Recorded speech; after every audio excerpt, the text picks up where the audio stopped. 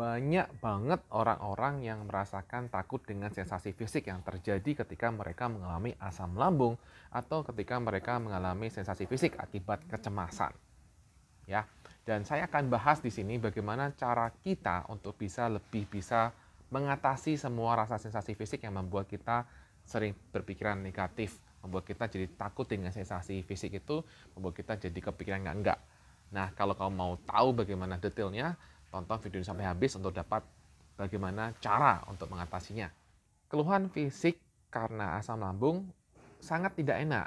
Dari mulai perut tidak nyaman kan, perut kemudian begah, kembung, mual, kemudian kalau habis makan juga begah, kemudian juga ada beberapa yang mungkin mengalami rasanya perutnya kenyang terus, jadi mau makan juga rasanya males karena merasa penuh perutnya. Kemudian juga ada beberapa teman-teman juga mulai rasa tidak nyaman di perut sebelah sini atau yang lain-lain. Nah, itu adalah semua yang tidak nyaman. Sama juga dengan gangguan kecemasan. Gangguan kecemasan, anxiety disorder, semua sensasi fisik yang muncul karena anxiety juga tidak enak. Nah, keluhan fisik yang terjadi karena asam lambung dan juga keluhan fisik yang terjadi karena anxiety disorder itu juga kebanyakan mirip. Dan miripnya juga adalah semuanya membuat kita jadi takut. Nah, karena sensasi fisik yang tidak enak itu membuat kita cenderung untuk melakukan tindakan-tindakan yang kadang-kadang ekstrim supaya keluhan fisik itu tidak terjadi atau sensasi fisik tidak terjadi. Nah, bagi teman-teman yang mengalami asam lambung, biasanya ekstrimnya adalah apa? Terlalu jaga makan. Terlalu jaga makan, maksudnya makannya hanya sayur bening, hanya tempe, enggak lagi makan yang lain. Jadi terlalu takut memakan makanan untuk supaya tidak mengalami keluhan fisik itu. Nah, tapi ketika terlalu melakukan tindakan-tindakan yang ekstrim seperti itu, akhirnya jadi stres sendiri kan.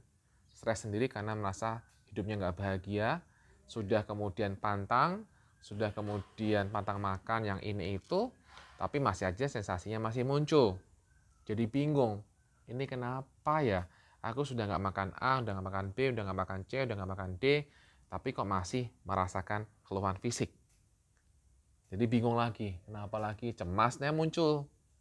Bukan berarti saya minta Anda untuk makan asal loh ya, bukan ya. Silakan Anda konsultasikan ke dokter teman-teman, dokter spesialis dalam dan juga dokter gastro teman-teman, kira-kira makanan apa yang perlu dijauhi. Silakan tetap dipatuhi anjuran dokter. Maksud saya adalah ketika teman-teman sampai melakukan tindakan yang ekstrim tadi, mungkin perlu dipikirkan ulang karena apakah dokter menyarankan hal itu gitu loh, sampai teman-teman harus seperti itu. Biasanya ketika teman-teman mengalami keluhan-keluhan juga asam lambung, keluhan sensasi fisik yang gak nyaman, kemudian mikirnya kan ini akan apa, ini akan mati kah, ini akan sakit kah, ini akan selamanya kah, dan lain-lain. Yaitu memang keluhan-keluhan orang-orang yang mengalami asam lambung plus cemas. Kalau teman-teman hanya mengalami asam lambung, maka teman-teman tidak akan punya pikiran cemas. Ya, jadi kalau teman-teman sekarang sudah punya asam lambung, kemudian mikirnya nanti sembuh nggak, nanti aku akan mati nggak, kemudian teman-teman ketika mau pergi takut, kemudian teman-teman ketika bertemu orang nggak nyaman, mengganggu aktivitas teman-teman dengan ketakutan, berarti sudah double tuh, lambung plus cemas gitu. Nah, jadi teman-teman, kalau teman-teman sudah mengalami ini, maka poin terpenting adalah bagaimana teman-teman ketika mengalami ini adalah bagaimana supaya bisa bersikap tenang. Nah, supaya bisa bersikap tenang, maka beberapa yang bisa lakukan ketika ada keluhan fisik sensasi asam lambung itu muncul, maka teman-teman bisa patokannya adalah temannya teman-teman yang pernah mengalami asam lambung atau GERD dan mereka tidak ada cemas. Udah, patokannya ke sana. Apakah kalau temanku juga ketika aku mengalami misalnya perut begah, apakah mereka juga panik? Oh tidak, berarti kalau gitu ini cemasku yang dominan. Nah gitu, kalau gitu gue harus beresin cemasnya. Kemudian misalnya, kalau teman-teman merasakan bahwa, aduh, aku sendawa terus nih.